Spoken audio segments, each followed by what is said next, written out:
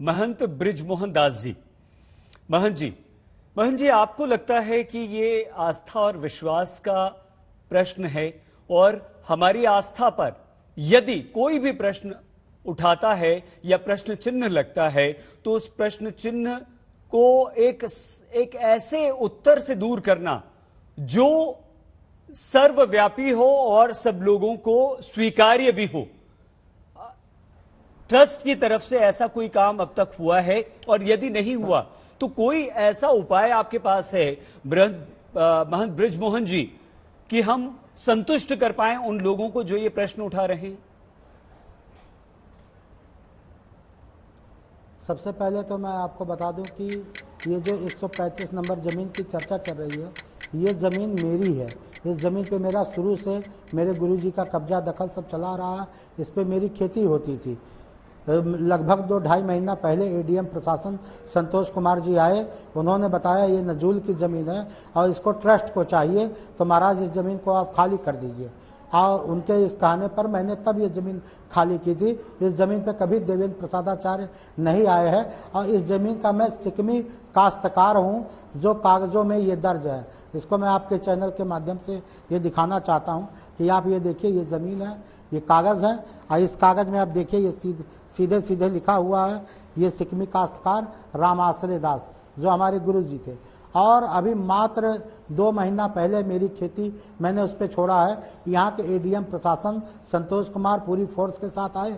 उन्होंने कहा कि नजुल ज़मीन सरकार की ज़मीन होती है और ट्रस्ट को ये ज़मीन चाहिए।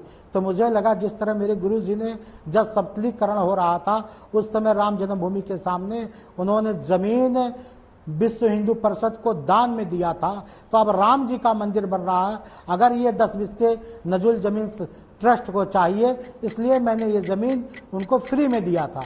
मुझे नहीं लगता इस ज़मीन का कहाँ सौदा किया गया है, किस तरह सौदा किया गया है। मुझे तो सुनकर बड़ा आश्चर्य हो रहा है कि जिस तरह की 20 लाख में लिखा महंत जी, आपका समय यहाँ पर समाप्त हुआ है, लेकिन ये महत्वपूर्ण प्रश्न आपने उठा दिया और ये इस पूरे मामले में एक नया मोड़ यहाँ से आता है। बृजमोहन दास जी जिस तरह से कह रहे हैं कि हमने तो फ्री में ये जमीन दी है और ट्रस्ट को हमने दान कर दी है, हमने छोड़ दी है प्रशासन के कहने पर। प्रेम शुक्ला जी, ये एक अलग और नया पक्ष है, पहलू है, और जिस पर हम आगे जरूर चर्चा करेंगे। और महंत जी से, बृजमोहन दास जी से और इसमें विस्तार से जानना चाहेंगे कि कैसे ये जमीन अगर आपने छोड़ दी तो वो बिक गई और किसी और के नाम से।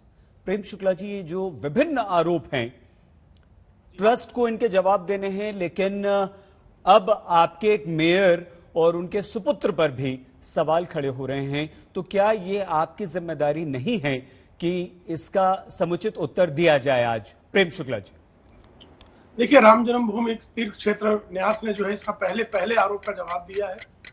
जो आपने दूसरा आरोप लगाया, इसका भी जवाब, जिन पर आरोप लगे उन सबने जवाब देना चाहिए, निश्चित तौर पर देना चाहिए। लेकिन आप कृपा करके बताइए ना कि श्रीमती प्रियंका वाड्रा जो है 5 एकड़ भूमि 15 लाख रुपए में डीएलएफ से लोन लेकर खरीद रही थी और फिर वही डीएलएफ को 27 करोड़ रुपए में बेच दे रही थी। तो प्रॉपर्टी डीलिंग से प्रॉफिट मेकिंग का जो काम है, ये कांग्रेस का है साहब। राम जन्मभूमि तीर्थ क्षेत्र न्यास समिति के लोग जो हैं वो त्यागी लोग हैं, साधक हैं। उनसे जो है वो कभी भी राम जी के नाम पर कोई घोटाला नहीं करेंगे। लेकिन घोटाला किस तरह से जो है जीजा जी जो है, जो कांग्रेस के राष्ट्रीय जीजा जी हैं, राष्ट्रीय जीजा जी को डीएलएफ ही लोन देती है और डीएलएफ ही 10, 15, 25 गुना ज्यादा भाव पर जो है फिर वही जमीन खरीदती है और उसको ये घोटाला नहीं मानते हैं। और दूसरी तरफ अभी राजू दास जी ने बताया, महंत राजू दास जी ने, कि किस तरह से 1400 वर्ग मीटर पर जो उन्होंने जमीन बेची है, उसके बगल में 3500 वर्ग मीटर प्रति मीटर पर जो है जमीन बिक रही है। तो 3500 वर्ग मीटर पर जमीन खरीदना ईमानदारी है, बेचना ईमानदारी है।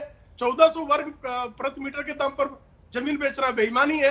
ये कौन कह सकता है जिन्होंने देश को ठगने में 2G, 3G, जीजा जी और जिनको पश्चिमी देशों की मीडिया कहती है कि सबसे अमीर महिलाओं में श्रीमती सोनिया गांधी शामिल है, तो अमीरी कहां से आई साहब? घोटालों घपलों से आई। तो घोटालेबाजों को हर कोई घोटालेबाज लगता है। प्रेम शुक्ला जी, आपका समय समाप्त हुआ है और कार्यक्रम के अगले हिस्से में जब आएंगे तो आप अपनी बात पूरी भी कीजिएगा और जवाब भी दीजिएगा।